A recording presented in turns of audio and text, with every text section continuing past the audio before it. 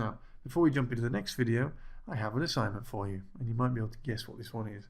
I want you to download the 960 grid system, open up a template in your application of choice, and practice laying out columns of text and headers. That's all. Okay, that's it for now. Once again, you've been watching 30 Days to Your First Website Design. In our next video, we're going to take a look at the anatomy of a web page. I'm Ian Yates, and from all of us here at Touch Plus, thanks for watching.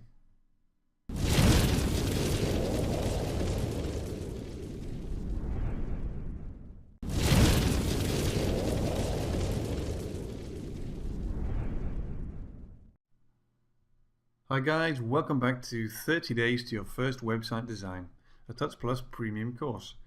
I'm Ian Yates, and today we're going to talk about the anatomy of a web page. We'll begin as always by taking a quick look at what we're going to cover in this video. Firstly, we're going to examine the idea of conventions. Then we're going to open up Photoshop and take a look at what we're accustomed to as the anatomy of a web page. Then we'll look at a few common examples, and before we jump into the next video, I'm going to set you a small assignment. So let's just consider this idea of conventions. And no, I'm not talking about Star Trek conventions. What I mean by that is behavior and structure which we as users have come to expect over the course of time. And I'm not just referring to web design here, I'm including all graphic design. And as I've mentioned, web design is the offspring of print design and has inherited a lot of its practices from its parent. Now we are, for example, accustomed to visiting a website and seeing a logo, primary navigation, perhaps a heading of some kind, all at the top of the page. And it's logical we should do this, particularly in the West, where we read written page from top left to the bottom right. It's comfortable for us and it's instinctive. Therefore it's become common practice to place important elements, those at the top of the information hierarchy, at the top of the page. Often, as we've mentioned in previous videos, the logo will be placed top left, the first thing our eyes meet when they enter the page. So that's what conventions are and their reasons for being, but how about the why? Well, there's nothing to say you have to lay out your page just like the majority of web pages. As someone clever once said, and I've no idea who, rules are for fools to follow and to guide the wise. Now, as I've also said, there's no right or wrong in web design, but there is reaction and opinion. By sticking to conventions, you're removing some of the mystery from your page. The users will be familiar with what they're looking at and how they should deal with it. As we've talked about before, users have a habit of scanning a page rather than examining it. Familiar layouts take far less time to decrypt than alternatives. In following conventions, you've removed another hurdle between them entering the site and completing whatever action it is you expect of them. Okay, so let's open up Photoshop and construct a typical anatomy of a web page. Now I'm firstly just going to open up a 960 grid template, just like we were talking about in our previous video, and I'm going to drag some assets in to clearly build up a basic anatomy. Firstly, I'm going to begin by turning on my guides. So we'll start with the header region. Now that's typically at the top of the page, of course, that's why it's called the header, and that will often be joined top left by a logo, so we'll just plonk that there. Now also in the top of the page, often within the header region or certainly close to it, you'll have persistent navigation. What I mean by persistent is that it's present throughout the site. Now possibly there'll be a search bar field there, plonk that down, and then you'll have your features and your content, which will more often than not take up the left or the right or even the whole width. So we'll put an example features area in there, and then some content as well. And then what you'll also have is often a sidebar. So we'll just put that down there. And we'll just align things properly here as such. There we go. Now I'm just going to select everything I've put on the page so far, and I'm going to drag it up slightly, which will leave me some room for the inevitable footer, which often always finds its way at the bottom of the page. Okay, now I'm going to get rid of my guides and I'll just make my grid invisible. So there you can see we've quickly mocked up a pretty good rendition of a common page anatomy. Now let's go back into our presentation and examine some common examples of that.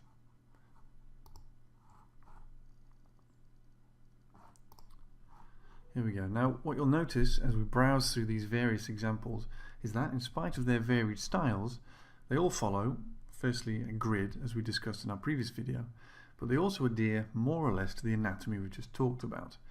Headers, logos, navigation positions. So even if you've never seen some of these sites, they'll feel oddly familiar to you.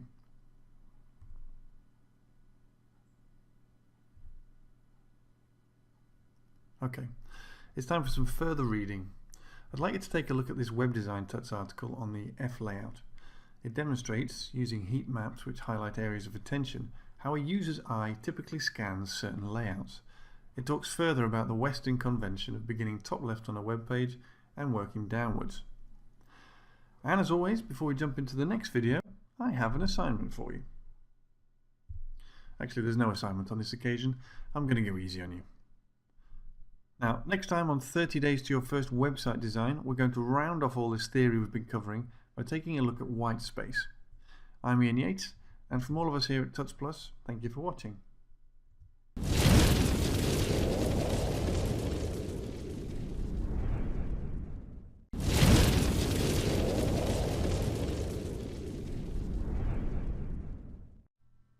Hi guys, welcome back to 30 Days to Your First Website Design, a Tuts Plus premium course. I'm Ian Yates, and today we're going to round off all the theory we've covered by talking about white space. We'll begin as always by taking a quick look at what we're going to cover during this video. We'll start off by discussing white space, what it is and why it's your friend. Then, before we jump into the next video, we're just going to quickly recap the past 10 lessons, the planning and the conceptual stage of this series. Now, white space is much misunderstood. It's often considered to be the bits that are missing from a layout. Actually though, white space can more accurately be considered to be what clearly defines the elements which occupy the positive space in your designs. By using white space properly, you can draw focus to what's really important. In web design, we can use white space in the form of margins and padding around objects, lending a consistency to a layout and often aiding to declutter a page. White space doesn't have to be white either. We're really talking about negative space. Take graphic design on the radio.com for example. The white space we're referring to isn't actually the white bit, although there is strong spacing evident within the white section too. But really, we're looking at the blue background which brings your attention directly to the content. Proper spacing can also improve legibility of text, and we'll discuss that further down the line. In short though, the lesson here is to embrace white space. Don't dismiss it as something which isn't there. Okay, time quickly for some further reading. I'd like you to take a look at this article on Web Design Tuts. Using white space or negative space in your designs. It goes over what we've been discussing regarding white space. It talks about micro and macro level spacing and using them in your designs. Now before we jump into the next video, let's have a look back on the theory which we've covered so far. Well, in the first video we started off by looking at planning. Remember that? The importance of planning, or the big bit of the iceberg, dictates that by spending more time planning a website, we'll have to spend exponentially less time actually executing the thing. We then looked at examining our users and the usability of the site from their perspective. We talked about empathy, putting yourself in the shoes of other people in order to understand more effectively their motives and desires. Next up was content. We looked at what typically should and shouldn't be included in your design. We also talked about the negative impact of visual noise. I'm sure you remember MrBottles.com, and including things in your layout which you don't even need. We finished our planning stage by talking about goals. We looked at defining our primary and secondary goals and then aligning them with the user's desires. Then, kicking off our design concept section, we began with a few rules. Not copying the work of others, working backwards from a foregone conclusion, and not using all available bells and whistles for the sake of it. Then, if you remember, we talked about tackling designer's block and gaining inspiration from various places. We even looked at becoming inspired by unlikely sources such as illustrators and architecture. The next video examines style and theme, pouring several examples including grunge, minimalism, and current trends such as vintage modernism. We looked at defining a mood, allowing the user to relate to the site, and ensuring that the design is memorable. Lastly, we looked at longevity and its effect on your work. We then looked at conceptual sketching, most specifically wireframing. We tackled the application Balsamic and mocked up a quick wireframe of our own. Grids was next on the menu, so we dived into what grids are, figured out why we should use them, and looked at some examples of sites whose designs do just that. We took a peek at the 960 grid system, downloaded it, and drafted a design using the 960 12-column Photoshop template. Then we looked at what the baseline grid can do for our typography. Lastly, we looked at the anatomy of a web page, before finishing up with a quick glimpse of white space and its role in your design. Throughout these videos on planning and design concepts, you gained a good understanding of what's involved before actually jumping into your design. Planning, as we said, is the big bit of the iceberg, but now that we've given consideration to all the preliminary aspects of our design process, we can dive into some more practical work. Next time on 30 Days to Your First Website Design, we're going to dive into the specifics and get our hands dirty with site elements. I'm Ian Yates, and from all of us here at Tuts Plus, thanks for watching.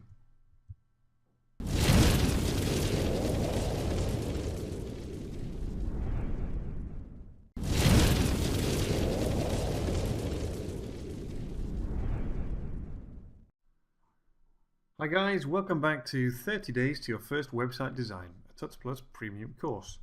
I'm Ian Yates, and today we're going to jump into the Site Elements section of the series by looking at backgrounds and textures. Now, before we open up Photoshop, let's take a quick look at what we're going to cover in this video. Well, to kick things off, we're going to ask ourselves what we mean by backgrounds and textures, and why we should pay attention to them. We'll then quickly examine how to go about building your own tessellating patterns in Photoshop. Then we'll kick off our design layout by grabbing some free pattern resources and building up our document. Lastly, as ever, there'll be an assignment for you before we tackle the next video in the series. Now, patterns and backgrounds fall under the whole theme and style category we discussed in an earlier video. They help a design gain character and define mood, hopefully in the process helping to make the design memorable while not detracting from the main content. Flat colours work fine of course as backgrounds, and we'll discuss in a minute how hierarchy can be aided by blocks of contrasting colour. But by using a subtle texture or pattern, you're giving your design a sense of being tactile. Textures can be luxurious, add dimension, and the user will likely find it easier to connect with what he or she is looking at. Now let's examine our own layout. You'll hopefully have taken on board all we've talked about regarding wireframes, grids, conventions, and the flow of information. Well, here's a quick mock-up of what I envisage our layout to be like. You can see we have a logo in the top left, then some persistent navigation top right. Underneath there's a section with testimonials to draw attention to what our company does. Underneath that there's a small features section which we'll use to introduce our team. Under those three columns we have a 2-column section with contact information, a map and a contact form. Then finally we have the footer at the very bottom with some copyright information and social links. So we have quite a few distinct regions, and it's important that we should visually clarify which sections relate to each other and which should be separate. We can use colour for this, contrasting areas of background colour which will instantly divide up our layout. We'll be visually determining the hierarchy, highlighting the most important sections and letting the less important regions dim slightly out of the spotlight. So let's do that then quickly, and we'll use some blocks of colour. So we open up Photoshop here. There we go. And as you can see, I've prepared an empty 960 grid document, which you'll be fairly familiar with by now, I imagine. Now firstly, let's begin by choosing a limited range of swatches on which we can base our design. Now often this decision will be dictated by the existing brand colours of your client, but we're in the pleasant position of being able to do that ourselves. Now we've mentioned Adobe's Cooler a while back, and we discussed browsing it in your web browser, but you can access it also through a number of Adobe applications, like in Photoshop for example, by accessing your extensions and going to Cooler. Now you can browse a series of keywords. I entered stylish in earlier and got all kinds of things, and once you've chosen one you can then edit away as so. Now I chose one for example, as you can see, after I'd chosen my swatches I hit this to add them to my swatches palette, and then you can see all 5 of them there neatly at the bottom. I'd actually edited this last colour, which was previously a sort of cerise. So I've chosen there 4 base colours, fairly similar in tone, and then one last highlighting colour which we can use for things like our call to action button. So we'll begin by just placing some shapes on our stage in order to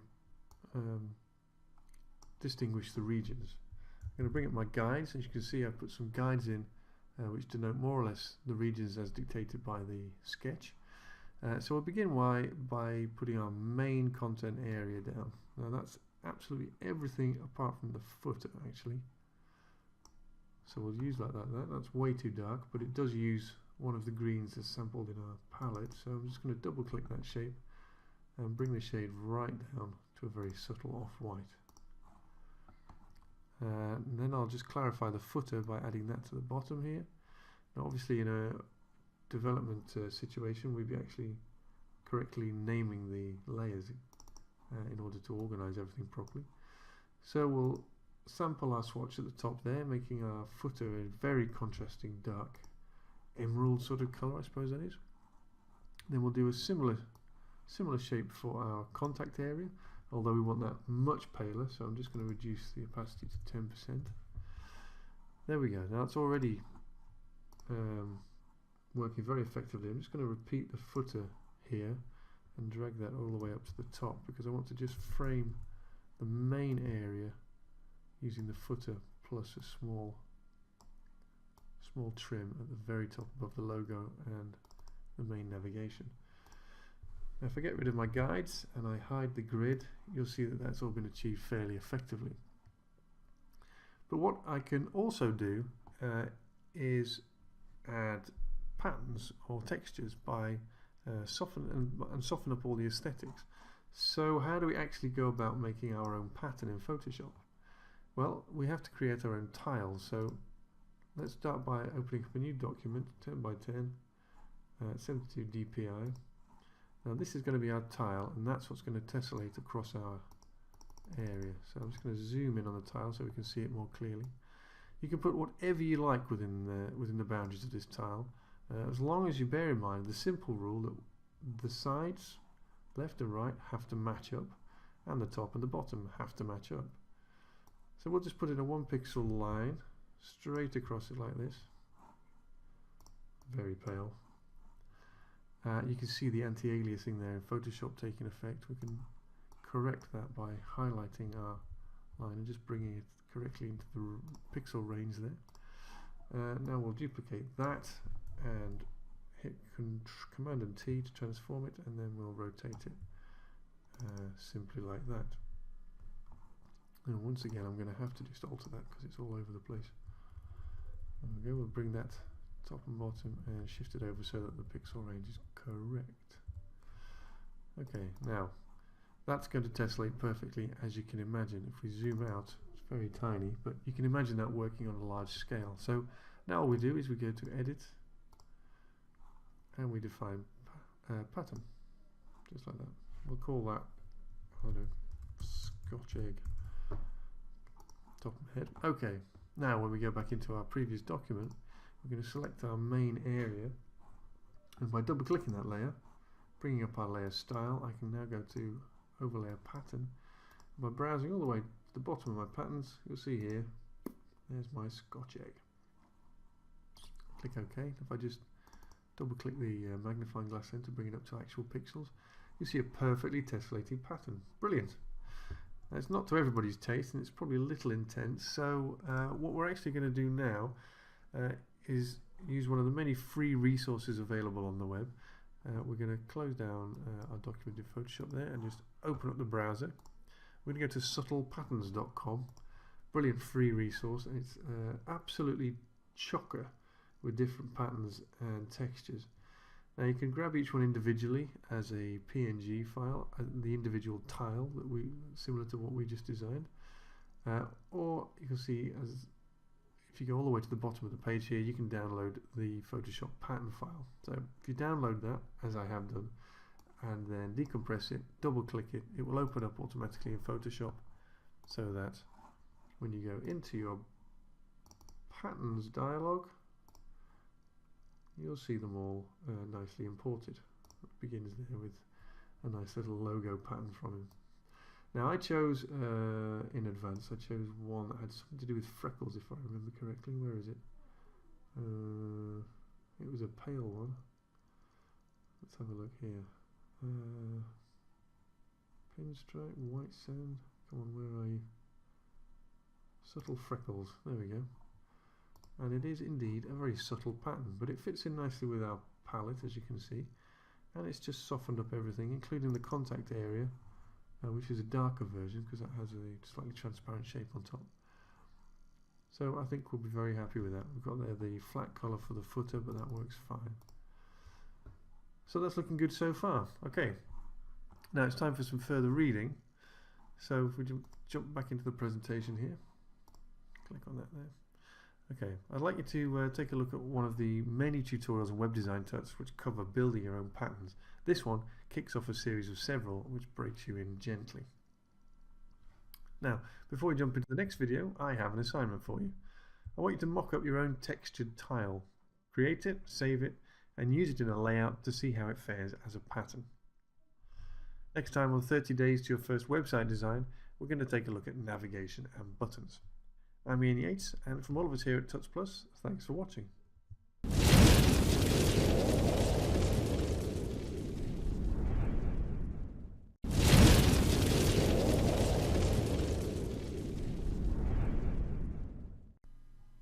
Hi guys, welcome back to 30 Days to Your First Website Design, a Tuts Plus premium course.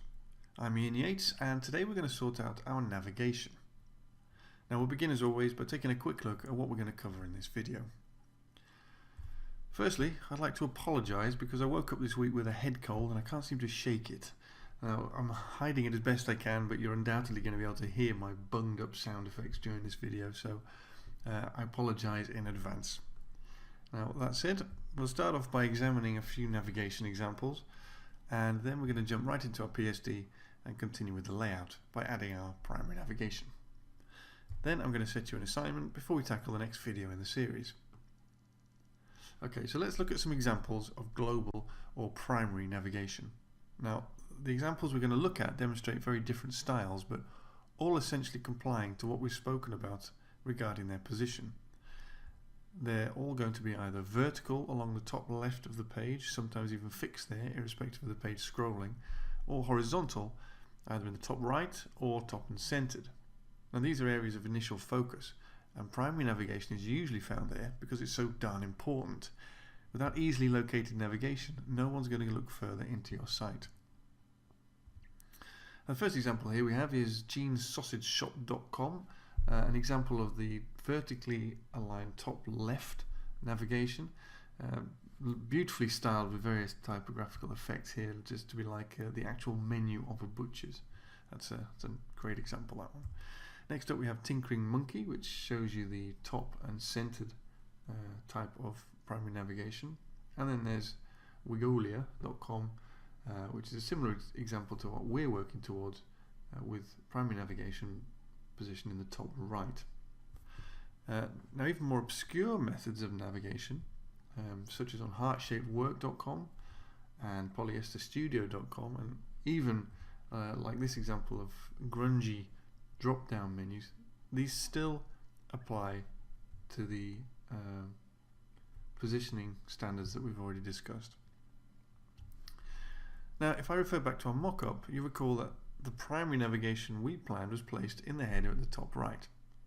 So let's add that to our PSD now. We'll jump into Photoshop and open up our layout file. Now I have to apologise again already because in the last video I began our layout PSD by opening up a 12 column grid. Now it's incorrect because my design is based on a 16 column grid, as you can see correctly here displayed. So I've updated the source files for the previous video. That won't be an issue, but just bear in mind we're working with 16 columns here.